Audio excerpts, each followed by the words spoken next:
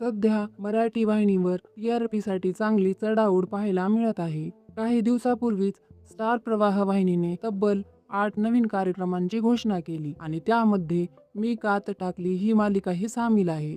तर झी मराठी वाहिनीने 2 वर्षापूर्वी घोषणा केलेल्या इच्छाधारी नागिन या मालिकेचा टीझरही प्रसारित केला आहे.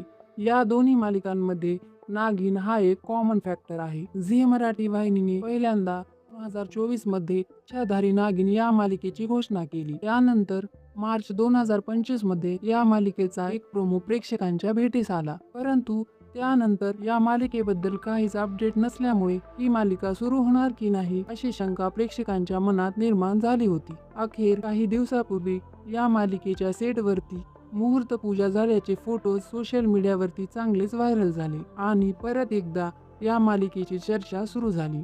आता झी मराठी वाहिनीने या मालिकेचा टीझर जाहीर करून यामध्ये कोणती अभिनेत्री झळकणार आहे हे जाहीर केले आहे. तर झी मराठी वाहिनीच्या आगामी इच्छाधारी नागिन या मालिकेमध्ये अभिनेत्री गौरी शेळगावकर ही मुख्य भूमिकेमध्ये पाहायला मिळणार आहे.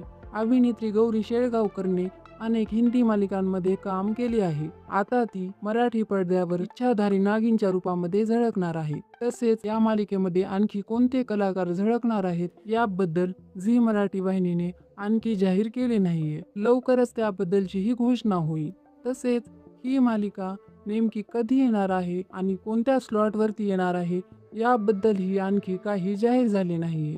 या टीझर बद्दल प्रेक्षकांनी मिक्स्ड प्रतिसाद दिला आहे. काहींना गौरी ही इच्छाधारी नागिन म्हणून योग्य वाटत आहे, तर काहींनी ती सूट होत नाहीये असंही म्हटलं आहे. मित्रांनो, तुम्हाला झी मराठी वाहिनीच्या इच्छाधारी नागिनचा टीझर कसा वाटला? तुम्हाला अभिनेत्री गौरी शेळगावकर या भूमिकेसाठी योग्य वाटतेय का, की कोणती दुसरी अभिनेत्री या भूमिकेमध्ये असायला हवी होती असे तुम्हाला वाटते?